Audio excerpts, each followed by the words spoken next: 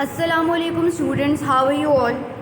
Students, आज का जो हमारा टॉपिक है वो है मैन्युफैक्चरिंग ऑफ स्टील।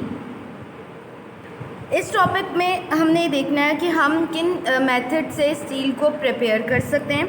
हम स्टील को दो तरीक़ों से प्रिपेयर करेंगे। सबसे पहला प्रोसेस जो आपको नज़र आ रहा है वो है ओपन हर्ट प्रोसेस, और जो दूसरा प्रोसेस हम आगे फर्दर नेक्स्ट टॉपिक में डिस्कस करेंगे वो हमारा होगा बेसमर्स प्रोसेस। ओपन हर्ट प्रोसेस में हमने क्या यूज़ करना है, हमने कास्ट आयरन यूज़ करनी है, रॉट आयरन यूज़ करना है, और इसके अलावा स्टील, यानी कि आपके पास ऑप्शनल है स्टील स्क्रैप यूज़ करना। स्क्रैप का मतलब होता है कि आपके पास left over pieces of steel जो है वो भी इसमें हम यूज़ करेंगे मैन्युफैक्चरिंग में। अब सबसे पहले हम ये देख लेते हैं कि ओपन हर्ट प्रोसेस जो है स्टूडेंट्स, ये जो ओपन हर्ट प्रोसेस है इसका अगर हम ये देख लें तो ये जो है एज अ लॉन्ग क्वेश्चन के तौर पे आया हुआ है आपके पास लाहौर 2017 के अंदर एज अ लॉन्ग क्वेश्चन आया हुआ है। तो ये हम प्रिपेयर करेंगे, जैसे कि हमारे पास ओपन हेड प्रोसेस हो गया या हमारे पास बेसमर्स प्रोसेस हो गया। ये दोनों हमने प्रिपेयर करने हैं, लॉन्ग के लिए क्वेश्चंस प्रिपेयर करने हैं। सबसे पहले हम ये देख लेते हैं कि जो ओपन हर्ट प्रोसेस है ये एक मॉडर्न मेथड होता है। इसमें हमने किसको प्रिपेयर करना होता है, हमने प्रिपेयर करना है स्टील को प्रिपेयर करना है। और ये जो है एक ओपन जो है हर्ट, जो ये जैसे टॉपिक का नाम ही मेंशन है, ये ओपन हर्ट जो है फर्नेस है उसके अंदर ये इसको किया जाता है। इस प्रोसेस में क्या होता है, सबसे पहले मैं कुछ बातें बता दूँ। ये जो इसमें हमने ये असल में क्या होती है, ये आपके पास होती है फर्नेस होती है। फर्नेस किसको कहते हैं कि आपके पास जो है ये एक किस्म की एक भट्टी सी होती है। इस फर्नेस के अंदर हमारे पास क्या होता है कि सबसे पहली बात जो ये रखनी है कि इसकी जो रूफ़ है, आपने क्या बात करनी है, इसकी जो रूफ़ है वो आपने किस तरह से रखनी है, इसकी रूफ़ आपने लो रखनी है। लो रूफ़ इस वजह से रखनी है ताकि जितनी भी गैसेस हैं वो ऊपर की बजाने की बजाय वो किस तरह से हो जाए, वो आपके पास किस तरह मूव होना शुरू हो जाए, वो डाउनवर्ड मूव होना शुरू हो जाए।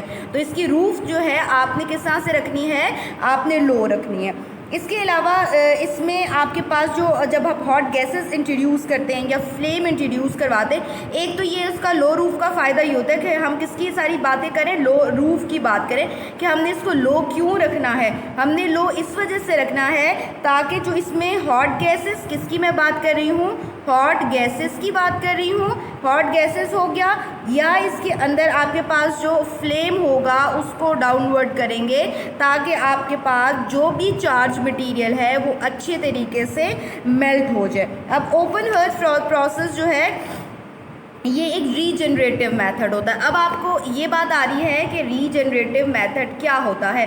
रीजनरेटिव मेथड का मतलब ये होता है कि एक ऐसा प्रोसेस होता है कि जिसमें आपने क्या करना होता है कि मतलब बहुत सी चीज़ें आपके पास रीजनरेट होनी होती है। फॉर एग्जांपल है आपने स्टील स्क्रैप यूज़ करो। अब स्टील स्क्रैप क्या चीज़ है, यानी कि आपके पास left over pieces of steel है ना। ऐसे तो नहीं है कि आपके पास जो है आपके पास ज़रूरत नहीं है आपको, ठीक है, तो आप उस स्टील स्क्रैप को फेंक दें, नहीं भाई, आप उसको रीजनरेट करें थ्रू ओपन हर्ट प्रोसेस। तो सबसे पहले हम ये देख लेते हैं कि जो ओपन हर्ट प्रोसेस में जिस तरह से मैंने आपको बताया कि इसके अंदर ये वाले पोर्शन से आपने एयर एंटर करनी है। एयर एंटर करने से ये होगा कि ऑक्सीजन एंटर होगी, ऑक्सीजन एंटर होगी तो ऑक्सीडेशन होगी। ऑक्सीडेशन मतलब होता है addition of oxygen with some kind of impurities, ठीक है। पहला प्रोसेस तो ये हो गया। दूसरा ये कि हमने यहाँ से हॉट गैसेस को इंट्रोड्यूस करवाना है।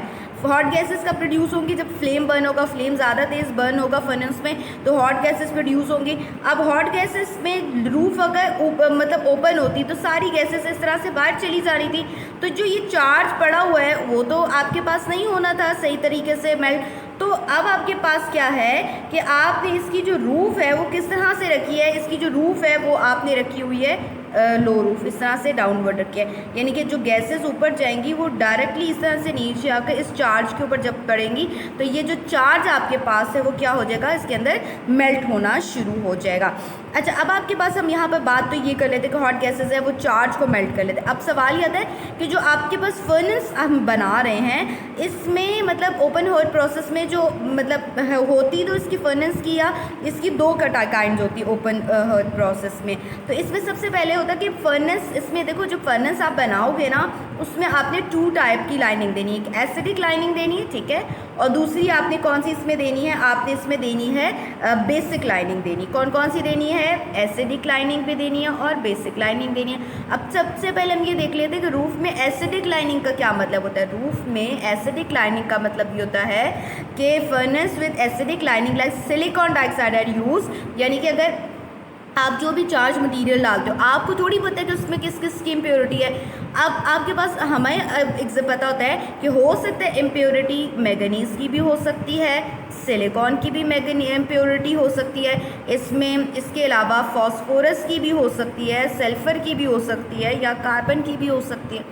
अगर आपके पास जब चार्ज डाल रहे हो, कास्ट आयरन डाल रहे हो, रॉट आयरन डाल रहे हो, तो उनके साथ ये सारी इम्प्योरिटी तो होगी ना।